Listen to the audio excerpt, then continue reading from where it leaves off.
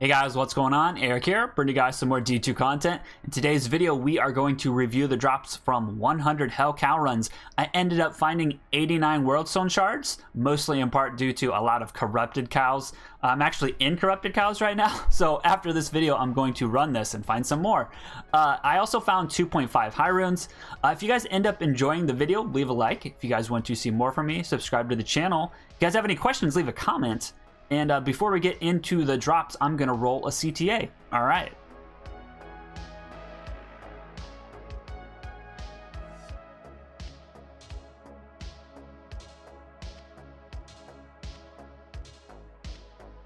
The run starts off with some Eth War Travs, which are later sold for a Sur rune. After 7 runs of nothing, I found a useful elemental large charm. I'm still bummed they nerfed these. The first noteworthy rune drops on run 11. I don't normally slam Cow King pieces, but with a decent slam, they can at least sell for something.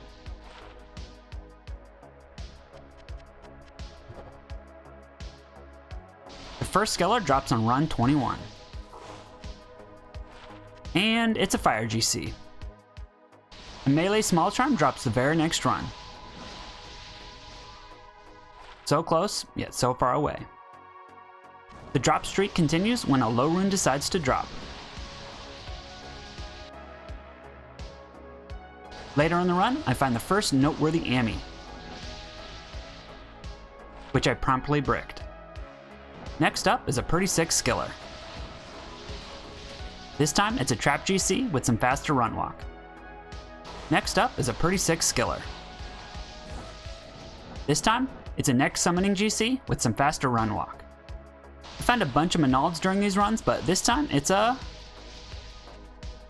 Raven, which I promptly bricked. Another useful elemental large charm drops 4 runs later. Not bad, not bad.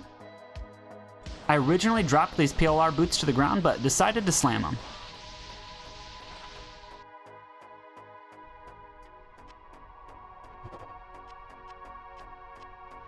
They turned into some decent Rathma boots. A solid melee jewel dropped on run 57. The potential was definitely there. After I found this decent small charm, I took a long break and switched to mapping. Back at it to finish these runs, I find a Geed. Could be worse. I didn't actually need an Infinity or Insight base, but thought it'd be fun to cube one of these. Great success!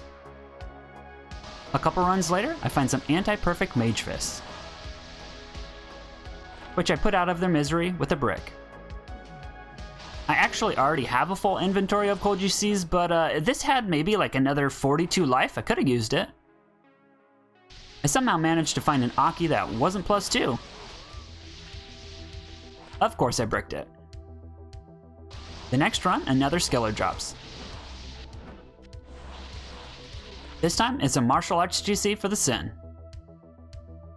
Back at it with my +2 luck. This wasn't even worth slamming. A couple useful Grand Charms drop on run 83. The first is a Ittle Whittle Baby Lifer Masteries GC for the Barb.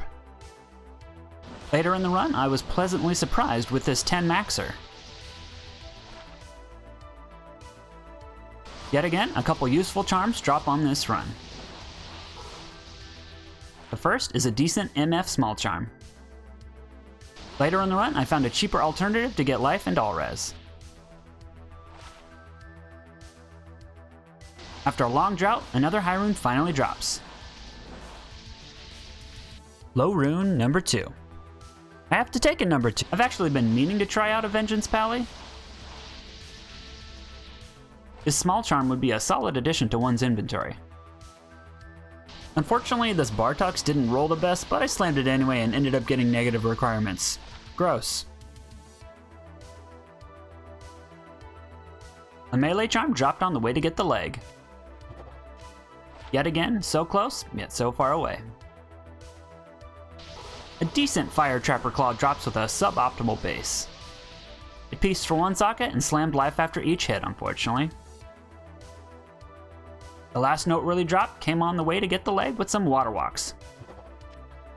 Decent roll.